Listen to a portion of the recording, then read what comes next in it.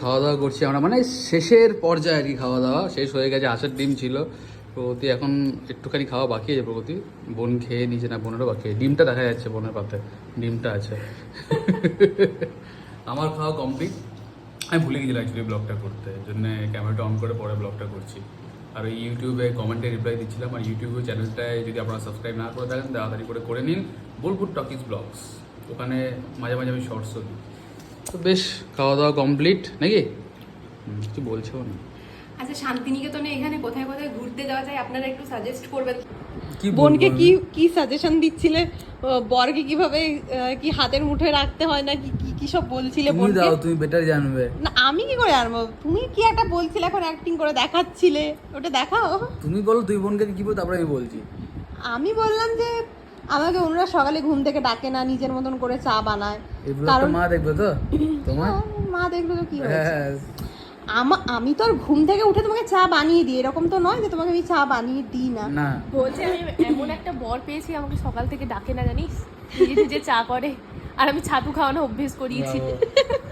বলছে প্রত্যেকদিন আমি একটু গ্লাসে ছাতু আর চিনি, না সরি, গুড় দিয়ে ঘুটে দিয়ে ওকে দিয়ে দিই, ব্রেকফাস্ট ডান। আর তুমি এবার বলো তুমি কি বলছিলে বোনকে? বোনকে বললাম যে এরকম মানে আগে থেকে তাহলে এরকম করে রাখতে হবে, এরকম মুখ দেখাবে, এরকম করে প্রত্যেকটা জিনিসে, তাহলে ভয়ে ভয়ে থাকবে না। কিছু হলে ওই অ্যাক্টিংটা পারফেক্ট হলো না ব্যাপারটা, তুমি যেভাবে বললে। এরকম মুখ করতে হবে, তাহলে কি বর হাতে থাকবে। কারণ যদি বর ভালো হয়, বর খারাপ হলে মুশকিল আছে। বর খারাপ হলে উল্টোই ঝাঁজিয়ে দেবে। 2000 years later. চা বানালাম, দুজনের হাতে দুটো কাপ, আর দুজনে মিলে আমার নামে যা ষড়যন্ত্র করতে পারে দুজনে মিলে। বলো বলো, এটাও মানে পুরো জিজুর দলে হয়ে গেছে একেবারে। বলছে দুজনের হাতে দুটো চা, যেন ওর চা নেই, ওকে যেন খেতে দেওয়া হচ্ছে না। এটা কি আমি ফার্স্টে দেখালাম এই যে আমার চা আর দুজনের হাতে দুটো চা, বুঝলে? আমি আর বোন রেডি হলাম, এখন যাচ্ছি ফুচকা খেতে। আর দেখি কোথাও যদি ঘোরার থাকে তাহলে ওখানে ঘুরবো আমরা। কোথায় যাবে অনুরাগ তাহলে? আপার মাস্তাং। বোন একটু দেখিয়ে দে তোর লুকটা। Hi guys. আর এটা আমি। অনুরাগ এখন এলো গাড়িটাতে হাওয়া করাতে।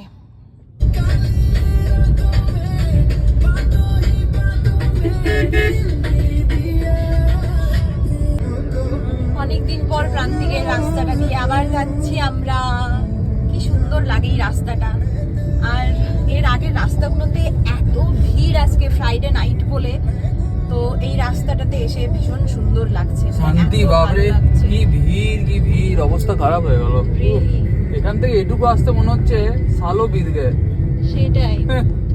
এই যে আমাকে বললো ভিডিও করে দিতে, তাই আমি ভিডিও করছি। আমরা চলে এসেছি আমার ফুচকা খেতে। চলো ফুচকা খাই, চলে এলাম। জিজ্ঞেস করছে দীপরঞ্জনকে খুব মিস করছি এখানে। হ্যাঁ, দীপরঞ্জন থাকলে ভালো হতো বেশ। খাবো, তোমরা খেতে এসেছি কি দেখতে এসেছি? ঝাল বেশি, ওদের বেশি আমাদেরটা কম। ভাই একসঙ্গে খেলে বেশি খেতে পারো।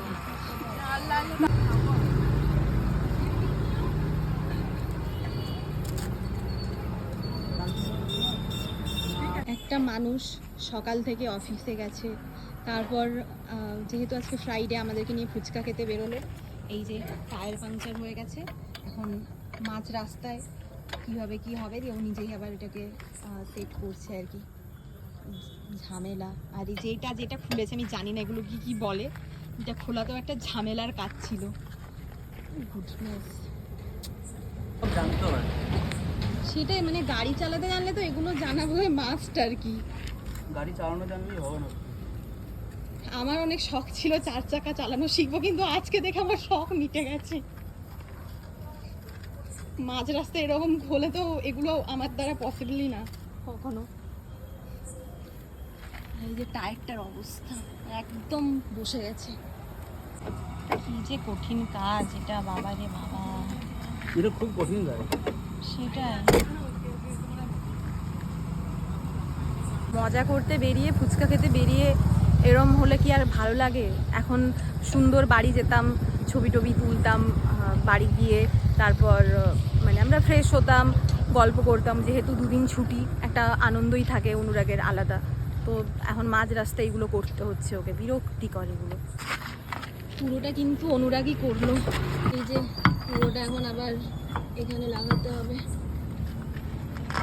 কি অবস্থা, ছেলেটা পুরো ঘেমে একেবারে একাকার হয়ে গেছে।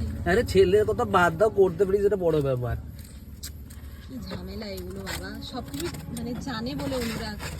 এগুলো কি ঘেমেছে, আবার তাকাও এদিকে, তো হবেই ভাই, এটা হাতটা দেখো নোংরা হয়ে। তাও ভালো যে মানে কাছাকাছি হয়েছিল, তাই না? একটু তাকাও এদিকে, তাকাও একবার। আই বেট আমি যত জনকে চিনি অনেকেই পারবে না এটা। এক্স্যাক্টলি, মুখ ফুক পুরো লাল হয়ে গেছে একেবারে। 2000 years later. কি আর বলবো, চান করলাম, জাস্ট ফ্রেশ হলাম, এনার্জি পুরো লস হয়ে গেল। যা যুদ্ধ করেছি আজকে। আর এদিকে তো কিছুক্ষণ আগে শ্রামনা এসেছিলো, তো মানে শ্রামনার মা আর কি অনেকদিন ধরেই বলছে যে তোমাদেরকে খাওয়াবো। আমি বলছি না না, কি দরকার, কোনো লাভ নেই, তাও মা কথা শুনছে না। তো আজকে শ্রামনাকে দিয়ে অনেক কিছু জিনিসপত্র পাঠিয়েছে, আমি কি বলবো, কিছু বলার নেই। এটাই অনেক বড় পাওয়া আমার কাছে। Thank you so much aunty, thank you so much Shramana, thank you so much Deb's kitchen, lots of love from Bolpur talkies. আর তোমরা তো আর পর নেই, তোমরা নিজের মতনই হয়ে গেছো, ফ্যামিলি হয়ে গেছে। তো বেশ আপাতত যাই, খাওয়া দাওয়া করি। এদিকে প্রগতি আছে, কি একটা করছে, কি করছে গো? ও আচ্ছা আচ্ছা, ঠিক আছে, বেশ তাহলে খাওয়া দাওয়া করি, তারপরে আশা করছি আর কিছু করবো না, সেরকম ব্লগটা এন্ডই করে দেবো। এই প্রগতি আমাকেই বললো, আরে তারাও খাওয়া শুরু করে দিয়েছো, খাওয়া শুরু করে দিয়েছো ক্যামেরার পিছনে অলরেডি। আমাকেই বললো তুমি দেখো আমি খাওয়ার দাওয়ার বার থেকে নিজেই খাওয়া শুরু করে দিয়েছে। তো এটা হচ্ছে গিয়ে চিকেন ললিপপ, এটা হচ্ছে গিয়ে এগ চিকেন ফ্রাইড রাইস, দেখি হেভি লাগছে ইয়ামি। আর এটা হচ্ছে কি চিলি চিকেন, দারুণ দারুণ। আর প্রত্যেকটা জিনিস ভালোই হবে আমি জানি, এটা প্রত্যেকটাই আমার টেস্ট করা হ্যাঁ ছিল। এটা বোধহয় প্রথম টেস্ট করবো, এই চিকেন ললিপপটা না, হ্যাঁ ফ্রাইড ফ্রাইড রাইসটা প্রথম টেস্ট করবো, কিন্তু ভালো আমি জানি, কিছু বলার কিছু নেই। এরকম ইয়ামি জিনিস যদি খেতে চান অর্ডার করে ফেলুন দেবস কিচেন থেকে। আমি নাম্বারটা পরে ডিসক্রিপশনে দিয়ে দেবো, ফোন করে নেবেন, আর লোকেশনটাও দেওয়া থাকবে, গিয়ে আরামসে বসেও খেতে পারেন, বাড়িতে বসে অর্ডার করতে পারেন।